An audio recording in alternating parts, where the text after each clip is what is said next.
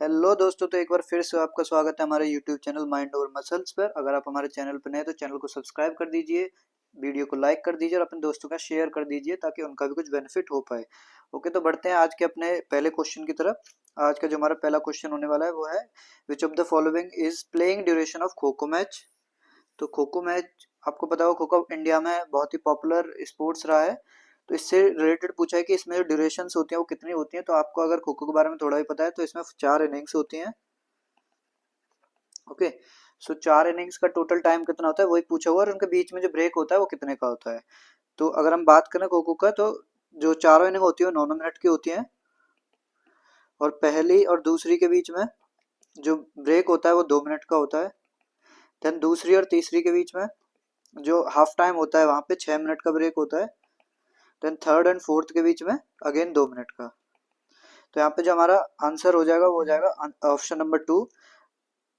पहली inning 9 minute की, 2 minute का break, then second inning again 9 minute की, देन हाफ टाइम 6 मिनट का, देन दोबारा से थर्ड इनिंग हमारी 9 मिनट की, देन 2 मिनट का ब्रेक बीच में, देन फोर्थ इनिंग जो होगी हमारी अगेन 9 मिनट की। ओके, सो इसको देख लेते हैं एक बार। सो यहाँ पे आप देख सकते हो, जो फर्स्ट टर्न होगी, पहली टीम जो चेजिंग टीम होगी उसके लिए 9 मिनट का टाइम होता है पहला। देन इंटरवल होता है 3 मिनट या 2 मिनट बोल सकते हैं इसे। ओके, देन सेकंड टीम की जब चांस आएगी तो वहां पे फिर से 9 मिनट की इनिंग होगी, और देन हाफ टाइम होगा हमारा 6 मिनट का। ओके, देन दोबारा से जो थर्ड इनिंग होगी हमारी वो 9 मिनट की, देन उसके बाद ब्रेक आएगा 3 मिनट या 2 मिनट्स का। ओके, देन अगेन फिर लास्ट इनिंग जो होगी हमारी 9 मिनट की होगी। तो ये इसका पूरा ड्यूरेशन होता है 9 to 9, देन 6 मिनट का ब्रेक, देन 9 to 9। ओके, ऐसे करके होता है। अगर हम बात करें खो खो के मेजरमेंट्स की, तो खो खो का जो ग्राउंड है उस वो जो उसकी लेंथ होती है 27 मीटर्स, एंड ब्रेथ कितनी होती है 16 मीटर। ओके, यहाँ पे आप देख सकते हो 27 मीटर एंड 16 मीटर। अगर हम बात करें लॉबी की, तो 1.5 मीटर की लॉबी होती है, और जो फ्री जोन होता है हमारा ये वाला, ओके, ये भी 1.5 मीटर का होता है फ्री जोन। इसके बाद जो हमारा सबसे पहला जो एरिया होता है वो 2.55 मीटर का होता है। उसके बाद जो बाकी सारे रहते हैं ये कितने के रहते हैं 2.30। ओके, बाकी सारे, अगर हम बॉक्स की बात करें तो बॉक्स की जो मेजरमेंट होती है, जो इसकी जो इसकी मेजरमेंट होती है वो कितनी होती है 35/30 सेंटीमीटर। ओके, और यहाँ पे ये पोल लगे होते हैं, ये आप देख सकते हो। देन अगर इसकी फेडरेशन की बात करें तो जो खो खो की फेडरेशन है KKFI, ये पहली बार कब स्टेबलाइज हुई 1958 में। अगर खो खो की हिस्टोरिकली बात करें तो ये बहुत ही फेमस गेम है, कहाँ पे, महाराष्ट्र में। ओके,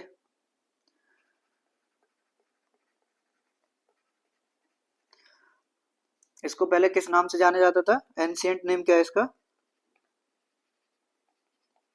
एंशियंट नेम जो इसके होने वाला है वो है रथेरा। ओके, और ये कहाँ से स्टार्ट हुआ, इसका बर्थ प्लेस क्या है। तो खो खो का जो बर्थ प्लेस होने वाला है इंडिया में ही है, वो कहाँ पे, बड़ौदा। ओके, सो ये कुछ इससे रिलेटेड, और इसके जो रूल्स और रेगुलेशन बनाए सबसे पहले वो किसने बनाए, लोकमान्य तिलक एंड भाई नरोरकर। अगर एक इसकी लीग और होती है जिसको बोलते हैं अल्टीमेट खो खो। ओके, इसका पहला एडिशन जो आया था वो कब स्टार्ट हुआ था, 14 अगस्त 2022। ओके, इसमें टोटल टीम्स कितनी होती हैं, पार्टिसिपेट जो करती हैं, टोटल टीम्स होती हैं इसमें 6। और पहले सीजन का विनर इसमें उड़ीसा था, एंड रनर अप था तेलुगु युद्धास। तो ये खो खो के बारे में बड़ी बड़ी चीजें होने वाली हैं, ये आपको जरूर पता होनी चाहिए, बहुत ही इंपॉर्टेंट हमारा जो है गेम होने वाला है ये। ओके, बढ़ते हैं अपने नेक्स्ट क्वेश्चन की तरफ। जो हमारा सेकंड क्वेश्चन है वो जिमनास्टिक्स से पूछा हुआ है। In Rio Olympic 2016 Dipa Karmakar perform most difficult skill of vault known as. तो दीपा कर्माकर बहुत ही फेमस इंडियन एथलीट हैं जिमनास्टिक्स से। ओके, बात करें तो इन्होंने एक जो है स्किल परफॉर्म की थी 2016 के रियो ओलंपिक में, वो बहुत ही, उसका डिफिकल्टी लेवल बहुत हाई था जो रेटिंग होती है जिमनास्टिक्स में। तो वो कौन सी स्किल थी, तो वो जो स्किल होने वाली है वो थी हमारी प्रोदोनोवा। ओके, सो हमारा थर्ड ऑप्शन जो है वो सही हो जाएगा। भाई ये होती क्या है इसको थोड़ा समझ लेते हैं। सो दीपा कर्माकर एक इंडियन आर्टिस्टिक जिमनास्टिक्स थी। ओके, जिमनास्टिक्स के मैं पूरा आपको टाइप्स बताने वाला हूँ अभी क्या क्या होता है। जिन्होंने हिस्ट्री क्रिएट की वो पहली एथलीट थी जो रियो ओलंपिक में जो उन्होंने पार्टिसिपेट किया या उसके लिए क्वालिफाई हो पाए। उन्होंने सबसे डेंजरस स्किल परफॉर्म की जिसका नाम क्या था, प्रोदोनोवा वॉल्ट। अब इसमें होता क्या है, इसमें ये आप देख सकते हो यहाँ पे क्या है, फ्रंट हैंड स्प्रिंग के साथ डबल समरसॉल्ट करने पड़ते हैं। जैसे नॉर्मली बेसिकली क्या करो, सिंगल समरसॉल्ट करते हैं, इसमें क्या डबल करने पड़ते हैं, इसलिए इसकी डिफिकल्टी लेवल जो है हाई होती है। उनकी जो डिफिकल्टी लेवल का स्कोर था वो था 7.0, ओके, जो कि बहुत ही ज्यादा हाई माना जाता है। देन अगर हम फ्लिप फ्लैग की बात करें तो एक बैकवर्ड हैंड स्प्रिंग होती है, सो ये मॉडरेट में आती है। अगर हम कार्टव्हील की बात करें तो साइडवेज रोटेशन होती है, जो आपने देखी होगी, जो बेसिक स्किल में आती है, और इसकी जो डिफिकल्टी लेवल है लो होता है। डबल कार्टव्हील की बात करें तो दो कंटिन्यूस कार्टव्हील करना, जो सिंपल वेरिएशन है, जो ये भी लो में आती है। अगर हम जिम्नास्टिक्स, बहुत ही इंपॉर्टेंट हमारा हिस्टोरिकली गेम है, तो इसको थोड़ा अच्छे से समझेंगे। जिम्नास्टिक्स को क्या बोलते हैं, mother of all games, okay. ये बहुत ही इंपॉर्टेंट स्टेटमेंट है, ओके। ऐसे पूछ लेते हैं मदर ऑफ ऑल गेम्स किस गेम्स को जाना जाता है, तो वो जिम्नास्टिक्स हमारा होने वाला है। देन ये तो आपको पता ही होगा, ग्रीक से निकल के, ग्रीस में सबसे पहले जिम्नास्टिक स्टार्ट हुआ था, वहां से स्टार्ट हुआ है। देन अगर हम इसकी फेडरेशन की बात करें तो इसकी जो जिम्नास्टिक्स की इंटरनेशनल फेडरेशन है, FIG, मीन्स फेडरेशन इंटरनेशनल दी जिम्नास्टिक, ये कब फाउंड हुई, 23 जुलाई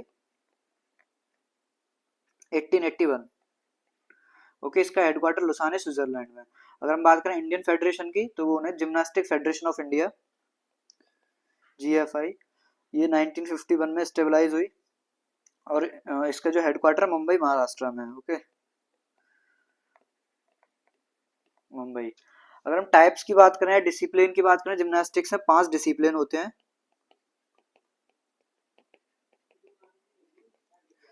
जो हमारा सबसे पहले होता है वो होता है आर्टिस्टिक जिम्नास्टिक,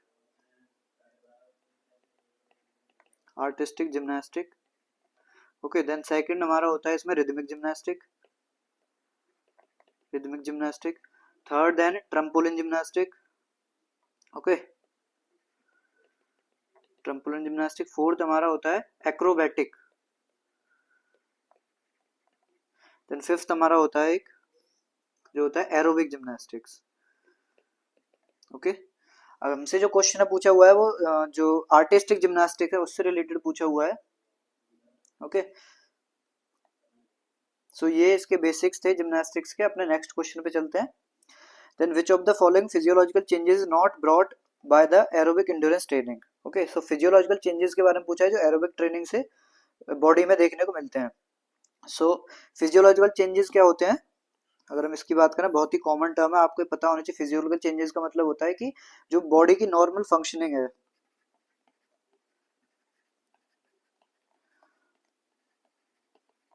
नॉर्मल फंक्शनिंग जो बॉडी की होती है उसमें, या बॉडी के सिस्टम्स में चेंजेस आना, या फिर हम बोल सकते हैं कैसे जो बॉडी के ऑर्गन्स, टिश्यूज या सेल्स, ओके, ये कैसे एडजस्ट करते हैं, एडजस्ट टू ट्रेनिंग, ओके। इसी को क्या बोलते हैं, फिजियोलॉजिकल चेंजेस। जो बॉडी का ऑर्गन्स, टिश्यूज, सेल्स या बॉडी के जो सिस्टम्स हैं वो कैसे डिफरेंट डिफरेंट ट्रेनिंग को एडजस्ट करते हैं। अब यहाँ पे कौन सी ट्रेनिंग की बात हो रही है, एरोबिक एंड्योरेंस ट्रेनिंग की। तो एरोबिक एंड्योरेंस ट्रेनिंग को कैसे एडजस्ट करती है बॉडी, सबसे पहला ऑप्शन है इंक्रीज मायोग्लोबिन कंसेंट्रेशन। मायोग्लोबिन का कंसेंट्रेशन जो है बढ़ जाता है। मायोग्लोबिन कहाँ पे होता है, हमारे मसल्स के अंदर, okay. Then increase serum lipid, cardiac hypertrophy. Cardiac hypertrophy means heart का जो है लेफ्ट वेंट्रिकल का बढ़ना, okay. Increase in the number of capillary. तो यहाँ पे जो हमारा फर्स्ट, थर्ड एंड फोर्थ जो है, ये सारी चीजें देखने को मिलती हैं किससे, एरोबिक एंड्योरेंस ट्रेनिंग से जो चेंजेस आते हैं। अगर हम बात करें सेकंड ऑप्शन की, सीरम लिपिड्स जो है वो इंक्रीज नहीं होता है, क्या होता है, डिक्रीज होता है। अब सीरम लिपिड्स क्या होता है, सीरम लिपिड्स होता है कि फैट या फैट लाइक सब्सटेंसेज का, अब यहाँ पे लिपिड दिया है तो फैट की बात हो रही है, फैट या फिर फैट जैसे और सब्सटेंसेज, कहाँ पे आना, ब्लड के अंदर, ओके, ब्लड फ्लो में इनका आ जाना, इसी को क्या कहते हैं, सीरम लिपिड्स। लेकिन वहीं पे अगर हम बात करें एरोबिक ट्रेनिंग क्या करती है, इसको कम करती है, ब्लड के अंदर कम कोलेस्ट्रॉल आए, कम लिपिड्स आए, ओके, जो है ऑप्टिमम लेवल से ज्यादा ना जाए। तो यहाँ पे जो कौन सा इसका नहीं है, तो वो सेकंड ऑप्शन हमारा हो जाएगा, ओके। देख लेते हैं इसका एक्सप्लेनेशन एक बार। तो एरोबिक एंड्योरेंस ट्रेनिंग को ही क्या बोलते हैं, कार्डियो रेस्पिरेटरी या फिर एरोबिक ट्रेनिंग, ओके। इसमें क्या क्या चीजें आती हैं, रिदमिक एक्टिविटीज आती हैं जैसे रनिंग, साइकिलिंग, स्विमिंग, ओके। ये क्या करती है, जो कार्डियोवास्कुलर है हमारे हार्ट की एफिशिएंसी को बढ़ा देती है, हार्ट की ब्लड वेजल्स की और मसल्स की एबिलिटी को बढ़ाती है कि वो वहां तक ज्यादा ऑक्सीजन सप्लाई कर पाए वर्किंग मसल्स तक। ओके। अगर फिजियोलॉजिकल चेंजेस की बात करें तो सबसे पहला है इसमें हमारा इंक्रीज मायोग्लोबिन कंसंट्रेशन। अब मायोग्लोबिन क्या होता है, एक ऑक्सीजन बाइंडिंग प्रोटीन होता है मसल फाइबर्स के अंदर। ये क्या करता है, मसल के अंदर ऑक्सीजन को होल्ड करके रखता है और जब जरूरत पड़ती है तो उसको एनर्जी के लिए माइटोकॉन्ड्रिया तक पहुंचाता है। ओके। सो एरोबिक ट्रेनिंग से क्या होता है, इंक्रीज होता है।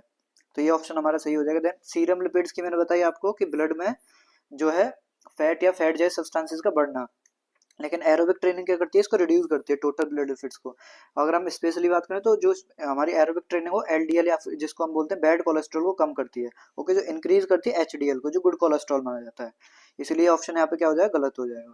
Then cardiac hypertrophy, cardiac hypertrophy mean heart या हार्ट मसल्स का एनलार्ज होना। स्पेशली बात करें तो लेफ्ट वेंट्रिकल की, ये मैं आपको बता चुका हूँ। सो इसी कंडीशन को जब लेफ्ट वेंट्रिकल एथलीट, जब एलीट एथलीट जो होते हैं जब वो बहुत ज्यादा ट्रेनिंग करते हैं तो उनका जो लेफ्ट वेंट्रिकल है वो एनलार्ज होता है। इसी को, ये कोई एबनॉर्मल कंडीशन नहीं, इसी को क्या बोलते हैं, एथलीट हार्ट। ओके। ये जो है एरोबिक एंड्योरेंस ट्रेनिंग से कार्डियक हाइपरट्रॉफी होती है, इसलिए ये जो है ऑप्शन हमारा बिल्कुल सही हो जाएगा यहाँ पे। हमारा लास्ट ऑप्शन था कि नंबर ऑफ कैपिलरीज, तो एरोबिक एंड्योरेंस ट्रेनिंग से क्या होता है, जो है कैपिलरीज के नंबर्स भी बढ़ जाते हैं जिससे कि ज्यादा जो है ज्यादा ज्यादा से ज्यादा ब्लड जो है मसल्स तक पहुंच पाए। ओके। सो हमारा नेक्स्ट क्वेश्चन जो होने वाला है, सो आप यहाँ पे एक बार देख भी सकते हो कि क्या क्या होता है। एरोबिक ट्रेनिंग से ब्लड फ्लो जो है इंक्रीज होता है, मेटाबॉलिज्म मेटाबॉलिज्म भी इंक्रीज होता है, न्यूरल एक्टिविटी इंक्रीज भी हो सकती है, डिक्रीज भी हो सकती है। वहीं ब्लड डिस्ट्रीब्यूशन जो बढ़ जाता है ना। देन अगर हम बात करें वेंटिलेशन की या गैसेस एक्सचेंज की, तो वो भी ज्यादा हो जाता है जब हम एक्सरसाइज करते हैं, ब्लड फ्लो इंक्रीज होता है, ब्लड डिस्ट्रीब्यूशन। तो आप पूरा ये चार्ट का स्क्रीनशॉट लेके देख सकते हैं इसके, ठीक है। बहुत ही इंपॉर्टेंट चीजें दे रखी हैं इसमें कि कौन कौन सी चीजें बढ़ती हैं, पूछ लेता है कई बार क्वेश्चंस में। देन हमारा नेक्स्ट क्वेश्चन है, विंबलडन 2023 जो है मेंस का सिंगल कैटेगरीज में किसने जीता। तो अगर आपको थोड़ा सा गेम्स आप देखते हो, स्पोर्ट्स को फॉलो करते हो, तो आपको पता होगा कि 2023 का विंबलडन कार्लोस एल्कराज ने जीता। ओके। अब विंबलडन का एक इंपॉर्टेंट क्वेश्चन, ये सबसे ज्यादा इंपॉर्टेंट चीज है जो पूछ रहे, टेनिस का टूर्नामेंट होता है विंबलडन जिसमें 4 इवेंट होते हैं, 4 टूर्नामेंट होते हैं अलग अलग बोल सकते हैं सिटी या कंट्रीज में। ओके। सो इसकी स्टार्टिंग कहाँ से होती है, जो इसका एक प्रॉपर सीक्वेंस भी है कि कौन सा विंबलडन, कौन सा जो है हमारा ग्रैंड स्लैम बोलते हैं इनको चारों को मिला के, कौन सा ग्रैंड स्लैम सबसे पहले है, उसके बाद कौन सा है, देन लास्ट में कौन सा है। तो सबसे पहले जो हमारा ग्रैंड स्लैम स्टार्ट हुआ था वो था विंबलडन ओपन। ओके। ये कौन से एक सिटी में कंट्री में होता है, लंदन इंग्लैंड। कब स्टार्ट हुआ है, 1877, और इसकी जो सरफेस होती है वो ग्रास सरफेस पे खेला जाता है। ये सबसे पहला वाला है। देन सेकंड इसके बाद आई यूएस ओपन, ये कहाँ पे होता है, न्यूयॉर्क यूएसए। कब स्टार्ट हुआ, 1881। देन इसकी जो सरफेस होती है वो हार्ड सरफेस पे खेला जाता है, सेकंड है। ओके। देन इसके बाद थर्ड जो हमारा होता है फ्रेंच ओपन, ये पेरिस फ्रांस में होता है, ये 1891 में आया और ये क्ले सरफेस पे खेला जाता है। ओके। देन लास्ट जो था हमारा वो आया था ऑस्ट्रेलियन ओपन, जो 4 टूर्नामेंट को मिला के ग्रैंड स्लैम बनता है पूरा। ऑस्ट्रेलियन ओपन जो कि कहाँ पे होता है, मेलबर्न ऑस्ट्रेलिया में। ये कब स्टार्ट हुआ, 1905 में, और ये हार्ड सरफेस पे खेला जाता है। ये हमारा फोर्थ लास्ट होने वाला है। ओके। सो ये पूरे चारों जो टूर्नामेंट है बहुत ही इंपॉर्टेंट है, बहुत बार ये क्वेश्चन पूछा जाता है कि कौन सा विंबलडन कब आया, तो ये तो आपको बिल्कुल पता ही होना चाहिए। ओके। सो नेक्स्ट क्वेश्चन हमारा स्टेटमेंट दिए गए हैं हमें दो और पूछा गया है इनके बारे में कौन सा सही है। तो इसमें सबसे पहले इंटेंस इंटरवल ट्रेनिंग के बारे में पूछा है कि इसकी इंटेंसिटी कितनी होती है। देन दूसरे में पूछा एक्सटेंसिव इंटरवल ट्रेनिंग, इसकी इंटेंसिटी पूछी है। तो यहाँ पे इंटेंसिव की दी है 60 to 80 एंड एक्सटेंसिव की दी है 80 to 90। ये दोनों ही बिल्कुल गलत दे रखे हैं क्योंकि इंटेंसिव की जो है 80 to 90 होती है, एक्सटेंसिव की बात करें 60 to 80। ओके। देख लेते हैं एक बार। तो जो इंटरवल ट्रेनिंग है उसमें क्या होता है, इंटरवल ट्रेनिंग में वर्क और रेस्ट दोनों चीजें होती है, प्रॉपर वर्क होता है उसके बाद रेस्ट पीरियड होता है उसकी के हिसाब से, तो उसमें क्या होता है उसी को इंटरवल ट्रेनिंग बोलते हैं। देन इसके दो मेन टाइप होते हैं, एक्सटेंसिव एंड इंटेंसिव। अगर एक्सटेंसिव की बात करें तो यहाँ पे जो इंटेंसिटी है 60 to 80% होती है, और जो रिकवरी पीरियड है वो 45 to 90 सेकेंड्स का होता है। वॉल्यूम इसमें थोड़ा ज्यादा रहता है, 20 से 30 रेपिटेशन रहते हैं। वहीं पे इंटेंसिव इंटरवल ट्रेनिंग की बात करें तो यहाँ पे इंटेंसिटी जो है बढ़ जाती है 80 to 90, इसलिए यहाँ पे रिकवरी पीरियड भी बढ़ जाता है, आप देख रहे हो उससे कंपैरिजन करके। लेकिन यहाँ पे वॉल्यूम जो है ट्रेनिंग का वो कम हो जाएगा, 8 से 12 रिपीटेशन। तो ये हमारा इंटरवल ट्रेनिंग के टाइप्स होते हैं और ये इनके इंटेंसिटी, रिकवरी और वॉल्यूम होता है। ओके। देन बात करें नेक्स्ट क्वेश्चन की, तो अर्जुन अवार्ड से रिलेटेड पूछा है कि अर्जुन अवार्ड किसको कब मिला, तो इसमें कौन सा गलत है। तो नीरज चोपड़ा 2018, गुरुचरण सिंह रंधावा 1961, पीटी उषा को 1983 एंड अंजू बॉबी जॉर्ज को 2006। तो अगर आपको पता होगा अंजू बॉबी जॉर्ज को 2006 में नहीं 2002 में ये अवार्ड मिला था, तो इसीलिए ये जो ऑप्शन है वो इनकरेक्ट हो जाएगा यहाँ पे। ओके, सो नीरज चोपड़ा 2018, गुरबच्चन सिंह रंधावा जिनको गुरुचरण सिंह रंधावा भी बोलते हैं उनको 1961 में मिला, पीटी उषा को 1983 में एंड अंजू बॉबी जॉर्ज को 2002 में, ना कि 2006 में। ओके, देन हमारा नेक्स्ट क्वेश्चन, जो 2032 के समर ओलंपिक्स होने वाले हैं या पैरा ओलंपिक्स की बात करें, वो कौन सी सिटी होस्ट करने वाली है। ओके, सो जो 2032 के ओलंपिक्स हैं वो कहाँ पे होने वाले हैं, हमारे ब्रिस्बेन ऑस्ट्रेलिया में। ओके, देख लेते हैं एक बार। तो जो हमारे 2024 के समर आपको ये तो पता ही होगा कि जो समर ओलंपिक्स एंड जो पैरा ओलंपिक्स है वो एक ही सिटी में होते हैं। पहले समर ओलंपिक्स होते हैं, उसके बाद उसी जगह पे हमारे पैरा ओलंपिक्स होस्ट होते हैं। ओके, सो 2024 के जो ओलंपिक्स थे वो कहाँ पे हुए थे, हो चुके हैं ऑलरेडी है पेरिस फ्रांस में। देन 2028 के जो होने वाले हैं वो कहाँ पे होने वाले हैं, लॉस एंजलिस यूएसए में। 2032 के जो होंगे वो ब्रिस्बेन ऑस्ट्रेलिया में। Okay, then in relay races which of the following are correct. तो रिले के बारे में क्वेश्चन काफी ज्यादा डाउटफुल क्वेश्चन होता है, इसमें काफी लोग इसको गलत कर देते हैं जो members of the relay team में, क्योंकि सबको लगता है 4 होते हैं, लेकिन 4 जो है प्लेइंग में होते हैं। टोटल जो प्लेयर्स होते हैं वो 6 होते हैं। ओके, जो टोटल टीम होती है 6 की टीम होती है, उसमें से 4 जो है प्लेइंग में होते हैं। Then length of the baton, और दूसरा जो एक्सीलरेशन जो है ना, इसको भी बहुत से सही मान के चलते हैं कि 10 मीटर का होता है। पहले होता था कुछ टाइम पहले, अभी 1-2 साल पहले की बात करें 10 मीटर का एक्सीलरेशन जोन होता था, लेकिन अभी जो है एक्सीलरेशन जोन और जो एक्सचेंज जोन है, ओके, एक्सीलरेशन जोन और एक्सचेंज जोन को मिक्स कर दिया है। ओके, पूरा एक ही कर दिया। पहले एक्सीलरेशन जोन 10 मीटर का होता था, एक्सचेंज जोन 20 मीटर का होता था, अब इसको पूरे को एक कर दिया है कि कहीं पे भी कितना भी आप एक्सीलरेशन जोन ले सकते हो और कितना भी उसी के बीच में आपको एक्सचेंज करना है, उसी के बीच में एक्सीलरेशन जोन रखना है आपको। वो एथलीट अपने अपने अकॉर्डिंग कर सकता है। वो कितने का होता है, 30 मीटर का। ओके, सो यहाँ पे इसीलिए ये वाला ऑप्शन तो बिल्कुल गलत हो जाएगा। देन हम बात करें इसमें सही कौन कौन से हो रहा है, तो पहला दूसरा तीसरा जो है इसका सही हो जाएगा। तो जो लेंथ बैटन की 28 से 30 सेंटीमीटर और सरकमफ्रेंस 15 से 16 सेंटीमीटर, तो हमारा चौथा ऑप्शन जो है इसमें गलत हो जाएगा। ओके, देन बात करें विच of the following not a women apparatus in gymnastics. तो यहाँ पे जो हमने एक बार जिम्नास्टिक्स की अभी बात कर चुके हैं टाइप्स की, तो जो ये इवेंट दिए हमें किससे दिए हैं, artistic gymnastics. Okay, artistic gymnastics. Okay, तो आर्टिस्टिक जिम्नास्टिक्स की बात करें तो मैन और वुमेन में, मैन में जो है कितने इवेंट होते हैं, टोटल 6 इवेंट्स, एंड वुमेन की बात करें तो 4 इवेंट्स। सो इसमें पूछा है कौन सा वुमेन जो एपराटस है वो वुमेन्स में यूज नहीं किया जाता जिम्नास्टिक्स में, तो वो हमारा यहाँ पे पोमल हॉर्स होने वाला है। ओके, इसको डिटेल्स में थोड़ा सा देख लेते हैं। यहाँ पे आर्टिस्टिक जिम्नास्ट की बात करें तो वुमेन्स में मैंने बता दिया आपको 4 एपराटस होते हैं। कौन कौन से होते हैं, बॉल्ट होता है जिसको बॉल्टिंग टेबल भी बोलते हैं, uneven bar, balance beam, floor exercise. अगर मेंस की बात करें तो वहाँ पे 6 होते हैं, floor exercise, pommel horse, still rings, vault, parallel bars and horizontal bar. तो यहाँ पे आप देख सकते हो ये फ्लोर जो वुमेन्स के 4 इवेंट जो है अपरेटस होते हैं। सबसे पहला फ्लोर, इसमें आपको टोटल 70 सेकंड्स मिलते हैं और जो इसकी मेजरमेंट जो है 12x12 का होता है। हमारा अनइवन बार की बात करें तो जो हाई वाला बार होता है हमारा वो 2.5 मीटर एबव होता है एंड जो लो वाला होता है 1.7 मीटर। ओके, वहीं पे यहाँ पे आप बीम देख सकते हो एंड बॉल्ट देख सकते हो। वहीं पे मेंस की बात करें तो टोटल 6 हमने इसमें अपरेटस पढ़े थे, pommel horse, rings, parallel bars, floor and vault and high bars. Okay, floor की सेम ड्यूरेशन होती है, सेम इसकी मेजरमेंट्स होती हैं एंड पोमल हॉर्स जो हमारा 1.15 मीटर एबव होता है। ओके, तो ये यहाँ पे आप मेजरमेंट्स भी देख सकते हो इसकी एंड ये हमारे आपको अपरेटस याद होना चाहिए। आर्टिस्टिक जिम्नास्टिक्स का तो पूछ लेता है, बाकी सबका बेशक आपको ना पता हो पर इसका जरूर पता होना चाहिए।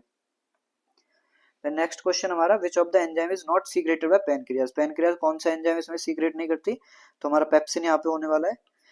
जो कौन सीक्रेट करता है वो देखते हैं अभी आगे। तो सबसे पहले बात कर लेते हैं पैनक्रियाज की। पैनक्रियाज कौन कौन से एंजाइम जो सीक्रेट करती है, trypsin, okay, then chymotrypsin, carboxypeptidase, then pancreatic lipase, pancreatic amylase and न्यूक्लियेजेस।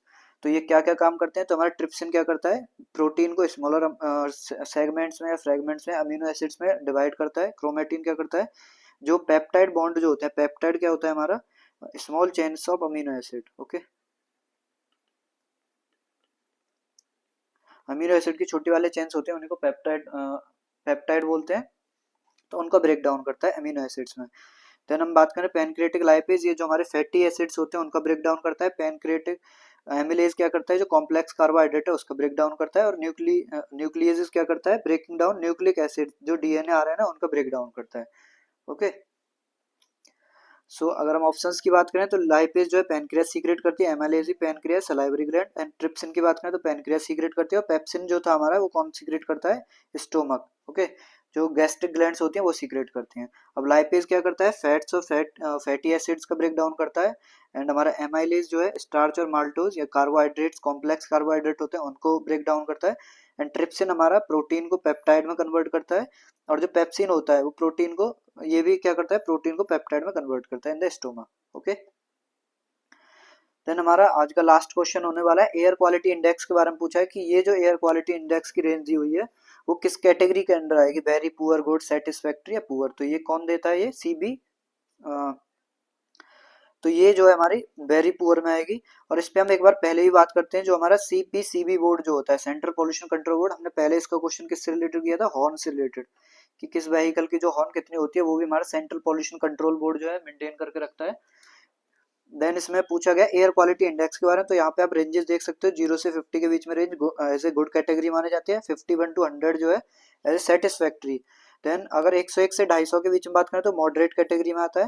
Then 251 से 350 तक पुअर कैटेगरी आती है हमारी। देन 351 से 430 तक वेरी पुअर होता है। अगर 430 से एबव होता है तो सीवियर जो है, उसकी कंडीशंस बहुत खराब है, वहाँ पे हेल्थ को बहुत ज्यादा रिस्क है, वहाँ पे अगर कोई भी इनहेल करता है एयर को तो वहाँ पे सीरियस हेल्थ इफेक्ट्स दिखते हैं उससे।